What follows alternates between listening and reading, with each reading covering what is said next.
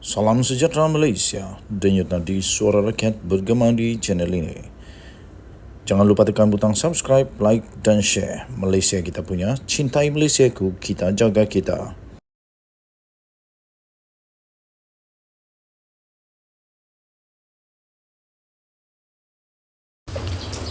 Salam sejahtera Malaysia, denyut nadi suara rakyat bergema di channel ini.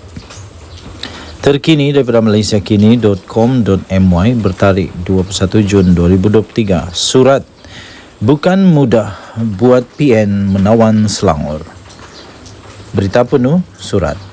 Pilihan raya 6 negeri yang bakal diadakan tidak lama lagi semakin menjadi bualan. Macam-macam andaian dan spekulasi dibuat. Ada yang meramalkan Kedah, Terengganu dan Kelantan akan kekal milik PN selain bacaan mereka bahawa Selangor, Negeri Sembilan dan Pulau Pinang juga akan ditawan. Politik adalah persepsi dan jangkaan, namun kuasa rakyat akan menentukan segala-galanya. Kebijaksanaan parti-parti yang bertanding dalam memenangi hati rakyat akan menentukan siapa pilihan rakyat dan umpan siapa yang mengena. Apapun, rakyat semakin bijak dan matang membuat keputusan. PH dengan rekod cemerlang selepas sekian lama mentadbir Selangor, Negeri Sembilan dan Pulau Pinang, sementara PN menawarkan pilihan dan pelbagai alasan mengapa negeri-negeri itu perlu diubah. Menjadi teka-teki kenapa Perikatan Nasional PN tidak menamakan calon Menteri Besar mereka atau pestoboi mereka dalam PRN Selangor. Khabarnya sudah ada calon Menteri Besar Selangor jika gabungan itu berjaya menawan Selangor. Bukan bekas Panglima UMNO seperti Syahidan Kasim atau Nur Omar, tetapi sandaran mereka adalah bekas Menteri Besar Azmin Ali yang juga bekas timbalan Presiden PKR yang telah mengkhianati PH. Namun, kononnya calon Menteri Besar PN dirahsiakan seolah-olah memperlihatkan PN sedang menghadapi masalah tertentu. Ada yang kaya mungkin dengan sekutunya. Ada juga takut isu-isu lampau akan menggagalkan usaha mereka. Andai benar, jika Azmin jadi pertaruhan PN sebagai calon Menteri Besar Selangor, sekiranya berjaya menawan Selangor, maka tugas PH untuk kekal berkuasa lebih mudah dan selesa. Persoalannya, PN tidak berani berterus terang sekaligus menimbulkan banyak kemungkinan kerana populariti Azmin semakin pudar selepas mendalangi langkah Sheraton dan dilihat tidak lagi gah seperti sewaktu berada dalam PKR sebelum ini. Azmin pernah meluahkan hasrat untuk berehat dan tidak bertanding, namun kenyataan bekas MB Selangor itu dilihat sebagai sekadar mahu menguji pasaran politik dirinya. Hakikat adalah dia tetap gairah dan bernafsu untuk kembali selepas hilang kerusi Parlimen Gombak dalam PRU 15 yang lalu apabila tewas oleh Amiruddin Syari. Politik Azmin masih makin terumbang-ambing dan seperti sudah sampai ke penghujung. Mungkin juga Azmin akan berhadapan dengan isu-isu yang sukar ditepis jika dia diletakkan sebagai poster boy. Semua ini serba mungkin dan menjadi tumpuan. Presiden Bersatu Muhyiddin Yassin menaruh harapan kepada Azmin untuk menghadiahkan Selangor kepada PN dan impian ini seperti angan-angan untuk memeluk gunung. Berdasarkan kecemerlangan Amiruddin memacu Selangor, keyakinan PHBN untuk mencatat kemenangan 56 untuk kerusi Dun Selangor amat cerah. Namun, ada yang begitu yakin PH mampu mencatatkan rekod 56-0, iaitu menyapu bersih semua kerusi undangan negeri Selangor. Apapun, PRN Selangor bakal memperlihatkan persaingan sengit dan diyakini isu-isu lama akan berputar kembali. Jika ia, Azmin sebagai calon MB, kelonggokan isu lampau akan kembali menghiasi malam ceramah PRN Selangor kali ini. Selangor adalah benteng utama PH dan PN tidak sabar lagi untuk menguasai negeri terkaya itu sebagai persiapan dan persediaan untuk berhadapan dengan PRU 16 nanti. Walau apapun percaturannya, Selangor bukan mudah untuk ditawan PN. Fakta membuktikan bahawa Amiruddin banyak membantu rakyat. Ditulis oleh Dahlan Mamur, iaitu seorang pemerhati politik yang juga bekas setiausaha politik Menteri Pengangkutan Malaysia. Artikel ini adalah pandangan peribadi penulis serta tidak semestinya mencerminkan pendirian rasmi daripada Malaysia Kini. Artikel ini juga adalah pandangan peribadi penulis serta tidak semestinya mencerminkan pendirian daripada channel ini. Denyut nadi suara rakyat bergema di channel ini. Jangan lupa untuk tekan butang subscribe, like dan share. Malaysia kita punya, cintai Malaysiaku, kita jaga kita jumpa lagi. Bye-bye. Salam sejahtera Malaysia. Denyut nadi suara rakyat bergema di channel ini. Jangan lupa tekan butang subscribe, like dan share. Malaysia kita punya, cintai Malaysiaku, kita jaga kita.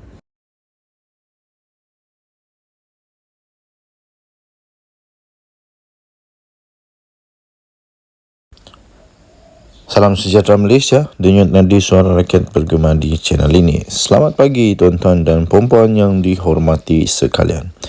Berita terkini yang amat mengejutkan seluruh Malaysia. Anwar rela disiasat jika didapati terlibat rasuah. 30 Jun 2023 daripada sinarharian.com.my. Berita penuh. Permatang Pau.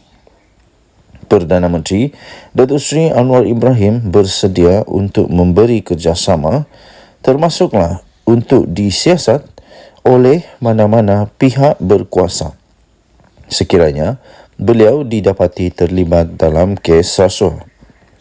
Anwar berkata, selama 7 bulan diberikan amanah untuk mentadbir negara, tiada satu pun kepentingan pun diberikan kepada keluarganya.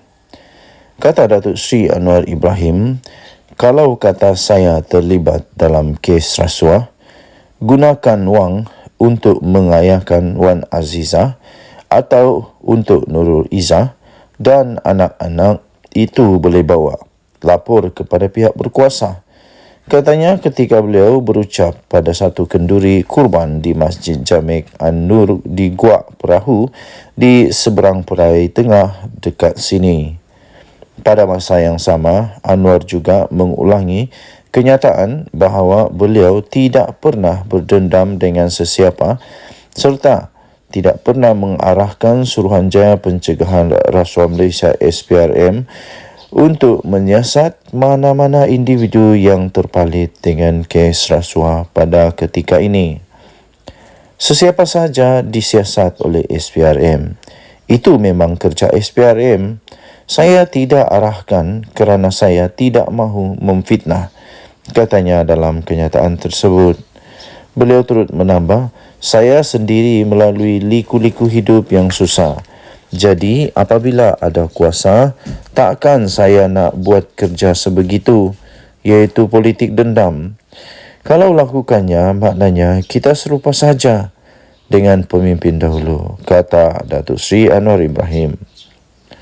Perdana Menteri menegaskan tidak akan bertolak ansur dengan mana-mana menteri serta timbalan menteri dalam kerajaan perpaduan mahupun bekas menteri sekiranya mereka terlibat dalam kes rasuah. Menurutnya, dalam perkara itu, semua badan penguat kuasa seperti SPRM, Lembaga Hasil Dalam Negeri LHDN, Bank Negara dan Polis Diraja Malaysia PDRM telah diarahkan untuk menjalankan tanggungjawab dengan tegas dan berani dalam kes rasuah. Anwar berkata komitmennya untuk membentas amalan rasuah diterima baik dan tidak pernah dibantah oleh setiap parti dalam kerajaan perpaduan. Ini termasuk segala perancangan untuk setiap pembangunan di negara ini.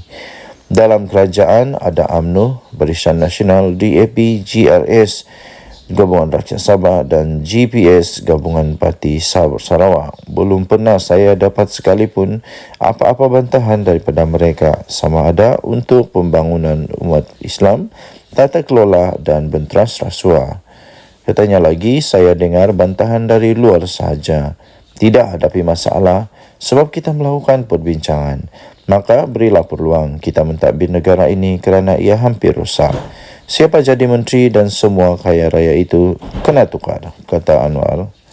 Denyut nadi suara rakyat bergema di channel ini. Jangan lupa untuk tekan butang subscribe, like dan share.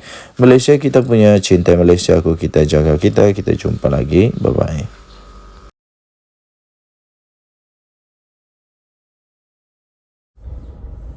Salam sejahtera Malaysia. Denyut nadi suara rakyat bergema di channel ini.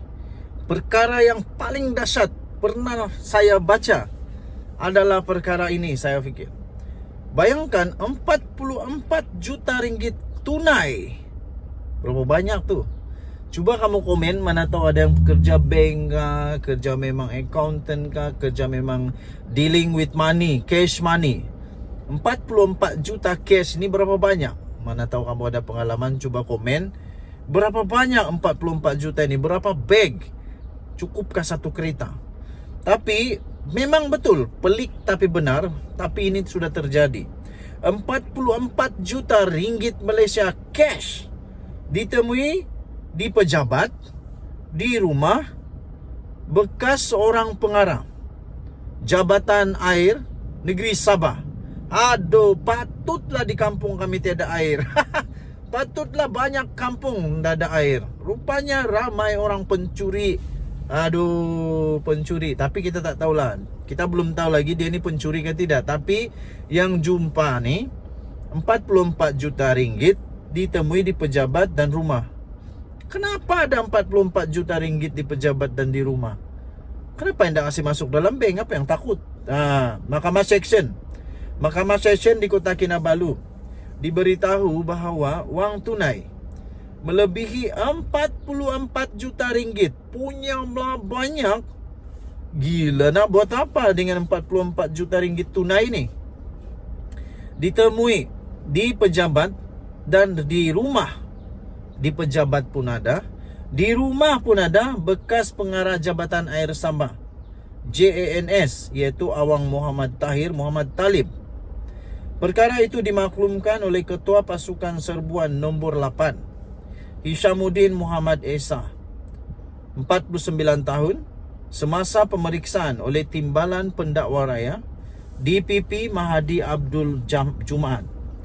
Hishamuddin memberikan keterangan itu sebagai saksi pendakwaan ke-40 di hadapan Hakim Abu Bakar Manat dalam perbicaraan untuk skandal rasuah terbesar di Sabah itu.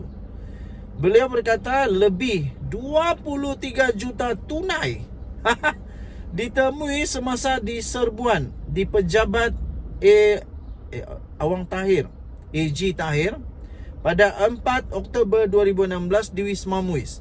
Bayangkan di pejabat ada 23 juta ringgit. Aduh, banyaknya.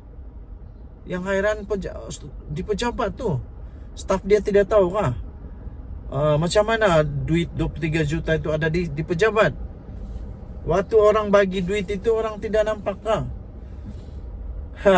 Ini lagi syok. RM62.500 ditemui dalam beg bertanda Tahir di meja Awang Tahir. 62,000 di meja. Wang tunai selebihnya ditemui di 3 lokasi lain di dalam bilik pantry. Di pantry, di sofa dengan 3 tempat duduk, kabinet TV serta kabinet kayu. Katanya sambil menambah bilik pantry itu di belakang, berada di belakang meja Awang Tahir. Beliau turut memberi keterangan bahawa setiap bungkusan wang di antara RM50,000 dan RM100,000 dan hanya Awang Tahir yang mempunyai akses ke bilik pantry di pejabatnya. Bilik pantry itu adalah bilik dengan papan tanda go away di pintunya, di mana timbunan wang tunai dipercayai ditemui dan dirampas oleh Suruhanjaya Pencegahan Rasuah Malaysia.